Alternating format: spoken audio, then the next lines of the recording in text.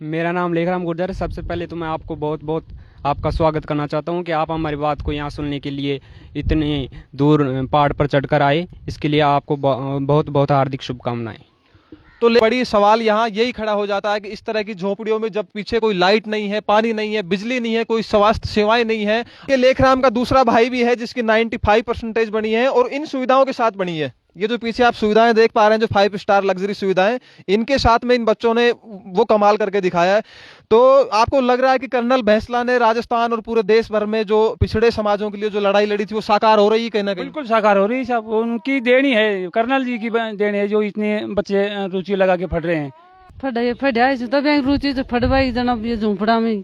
तो आपका बेटा आईएएस बनना चाहता है और उसके लिए बहुत मेहनत आपको करनी पड़ेगी, उसको अच्छे किसी स्कूलों में भेजना पड़ेगा, बहुत ज्यादा मोटी फीस वहां लगेगी। तो उन सब के लिए तैयार हैं आप? तैयार हैं सब। पढ़ाना चाहती हो बेटे को? पढ़ाना चाहिए। क्योंकि ऐसा नहीं, सरिस्का की तलहटी में बसा हुआ गांव रैकामाड़ा और उसका जनजीवन ऐसा है कि तकरीबन जमीन स्तर से 7 किलोमीटर ऊपर आपको आना पड़ेगा। और गांव की स्थिति तो आप पीछे देख ही पा रहे होंगे। मेरे साथ एक भाई है जिसका अभी रिजल्ट आया और बहुत अच्छे परसेंटेज मार्क्स लेकर के आए, क्योंकि कर्नल बैंसला ने जो लड़ाई लड़ी थी एक पिछड़े समाज को आगे ले जाने की, उस समाज की उस लड़ाई में कहीं ना कहीं ये युवा जो है आगे निखर कर आया है। क्या नाम है भाई आपका? मेरा नाम लेखराम गुर्जर है। सबसे पहले तो मैं आपको बहुत बहुत आपका स्वागत करना चाहता हूं कि आप हमारी बात को यहाँ सुनने के लिए इतनी दूर पहाड़ पर चढ़कर आए। इसके लिए आपको बहुत बहुत हार्दिक शुभकामनाएं। तो लेखराम कौन सी क्लास में पढ़ते थे आप और कितना परसेंटेज मार्क्स आए आपके? मैं देवनारायण राजकीय आवासीय विद्यालय बालेटा अलवर में पढ़ता था और मैंने 10th क्लास में 93.83 परसेंटेज प्राप्त किए। देखिए, इसका नाम है लेखराम गुजर और 93% इसने, और बिना किसी सुविधाएं के, जो क्योंकि बड़ी सवाल यहाँ यही खड़ा हो जाता है कि इस तरह की झोपड़ियों में जब पीछे कोई लाइट नहीं है, पानी नहीं है, बिजली नहीं है, कोई स्वास्थ्य सेवाएं नहीं है, आने जाने का कोई ट्रांसपोर्टेशन की कोई सुविधा नहीं है, और तकरीबन यहाँ से 8 से 10 किलोमीटर नीचे जो कि पहाड़ी के कटीले रास्तों में जाकर स्कूल जाना पड़ता है, वहां से वापस आया जाता है। तो इतना सारा पढ़ने के लिए आपको बहुत सारी मेहनत लगी होगी, तो वो बिना लाइट के और इन सब चीजों के कैसे पढ़ पाते हो? मैं 1 से और 8वीं क्लास तक मैंने सामुदायिक बोधशाला स्कूल में पढ़ाई की है। तालवृक्ष यहाँ है, तो हम यहाँ से सुबह उठकर जाते थे और फिर शाम को वापस भी आते थे दिन में पढ़ाई करके। फिर हमारे घर वाले यहाँ रहते थे, हम नीचे रहते थे। हम खुद खाना पकाकर सुबह शाम अपना काम धंधा करके और फिर स्कूल जाया करते थे। तो हमें बहुत ही कठिनाई होती थी। यहाँ हमारे इस गाँव में, जहाँ का मैं मूल निवासी हूँ, रैकामाला, यहाँ पर किसी प्रकार की कोई लाइट की व्यवस्था नहीं है और रास्ते की व्यवस्था नहीं है। मेन बात तो यही है। और स्कूल की व्यवस्था नहीं है, जहाँ की हमारे आजकल के प्रत्येक व्यक्ति को शिक्षित होना बहुत अनिवार्य है। ये देखिए, ये लेखराम गुजर का एक एक शब्द हमारे उस सरकारी सिस्टम पर तमाचा है, जो सिस्टम चांद तारों तक पहुंचने का रोज दावा ठोकते हैं नेता, क्योंकि इतने लंबे लंबे भाषण देते हैं कि हमने भारत के अंदर ये बदलाव कर दिया, लेकिन क्या बदलाव हो पाया? वो बदलाव आखिर गया कहां? जो बदलाव करने का बीड़ा सरकारें आज तक उठाती आई हैं आजादी के बाद से आज तक, लेकिन वो बदलाव यहां तक नहीं पहुंचा। और क्या बदलाव आया है ये आप एक बार चारों तरफ देख पा रहे होंगे कि पहाड़ी से नीचे तकरीबन 7 किलोमीटर ऊपर, जहां किसी तरह की कोई मूलभूत सुविधाएं नहीं है, वहीं पढ़कर ही एक बच्चे ने इतना अच्छा जो है रिजल्ट करके दिखाया है। तो आगे लेखराम क्या करना चाहते हो आप? मेरी इच्छा तो आईएएस ऑफिसर बनने की है। यदि भगवान ने चाहा तो एक दिन बनूंगा।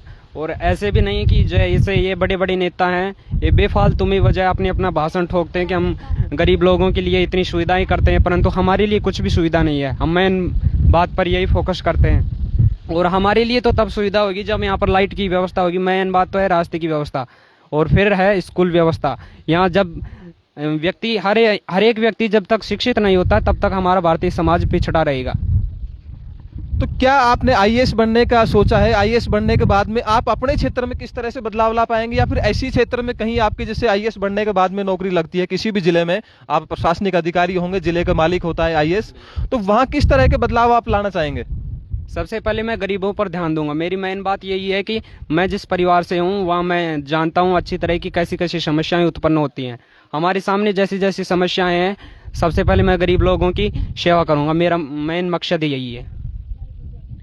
देखिए ये लेखराम है और इसने वो करके दिखाया है जो बड़ी अच्छी स्कूलों में जो जहाँ लाखों रुपए की फीस होती है, बड़े एयर कंडीशनर घर होते हैं और बड़ी बड़ी लग्जरी कारें होती हैं, उनमें पढ़कर वो बच्चे नहीं कर पाते, लेकिन एक झोपड़ी में रहकर, और क्योंकि पशुपालन ही इनका मुख्य रोजी रोटी चलाने का जो है, जिससे इनका कामकाज चलता है वो है, और उसके बाद भी इसने अच्छा कुछ कर दिखाया है, तो ये बिल्कुल सराहनीय कदम है। और हम शुभकामनाएं देंगे लेखराज को कि और आगे मेहनत करता रहे और कुछ ना कुछ बनकर के अपने इस तरह के जो पिछड़े समाज हैं उनमें बड़ा बदलाव लाने की कोशिश करे।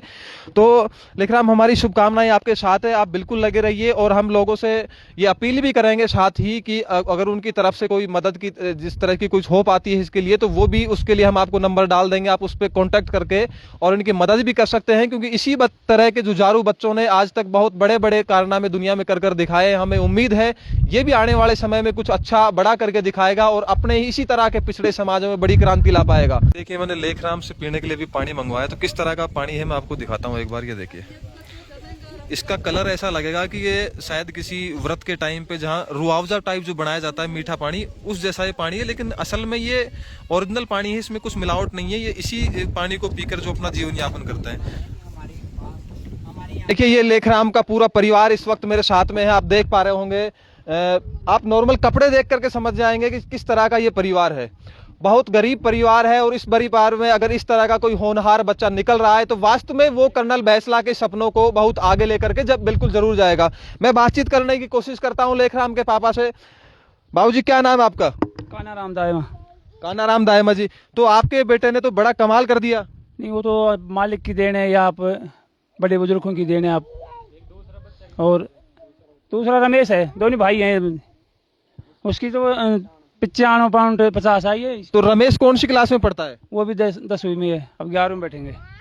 देखिए लेखराम का दूसरा भाई भी है जिसकी 95% बनी है और इन सुविधाओं के साथ बनी है। ये जो पीछे आप सुविधाएं देख पा रहे हैं, जो 5 स्टार लग्जरी सुविधाएं, इनके साथ में इन बच्चों ने वो कमाल करके दिखाया है।